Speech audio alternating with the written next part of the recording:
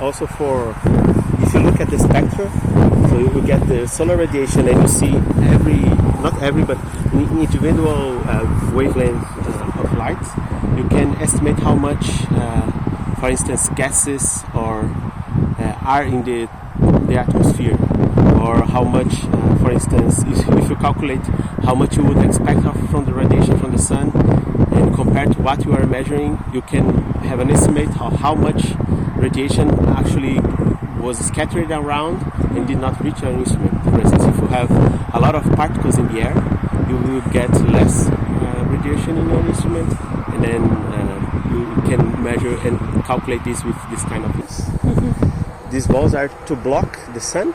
Oh, yeah. So it would measure all the light except the light that is coming directly from the sun. So you have a measurement of all the diffuse light from the atmosphere. Oh yeah. And do you really see a difference?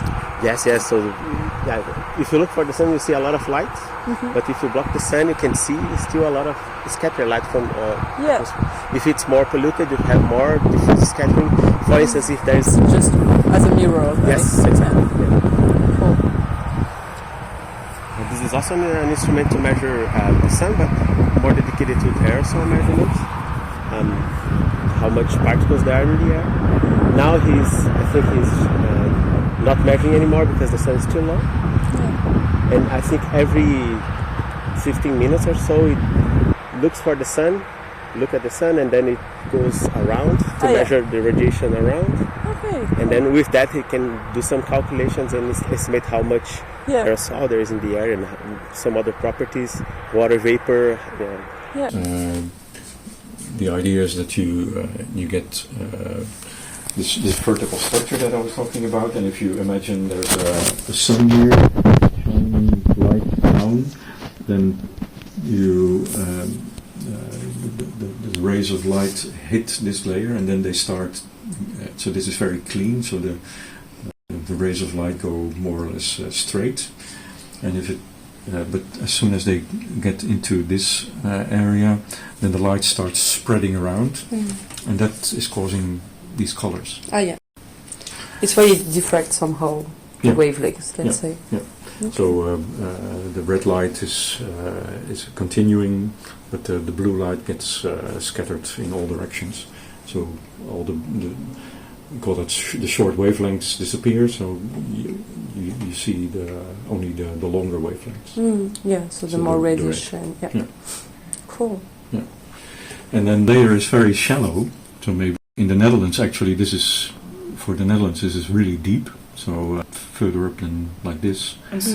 So if the light comes in, it starts scattering only very close to the ground. So it gives you different colors. Okay. And why is this layer so deeper with the heat? With the heat, yes. Warm, if the sun heats the surface, air starts rising. So if it's really hot, then it's just pushing. It's just the hot air pushing it up. Okay. Yeah. And that is other factors that influence it, but that is the basic idea. Okay. Cool. Yeah. And this is also what we measure. So how much? So there, like this camera that I was talking about, that gives you a visual image of the sky. The other day somebody posted some images.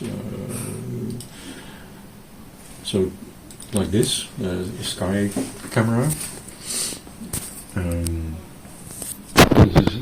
Here you see the horizon here, right? And the sun is here, so you see some different types of clouds.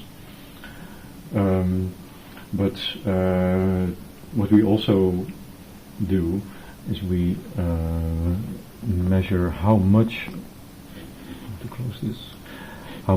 sunlight gets to the surface.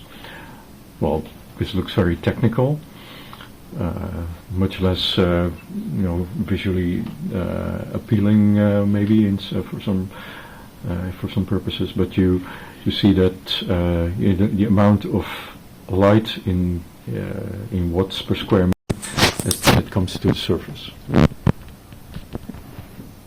in different colors. So also separated by Ah, ja. wavelengths. Ah, ja.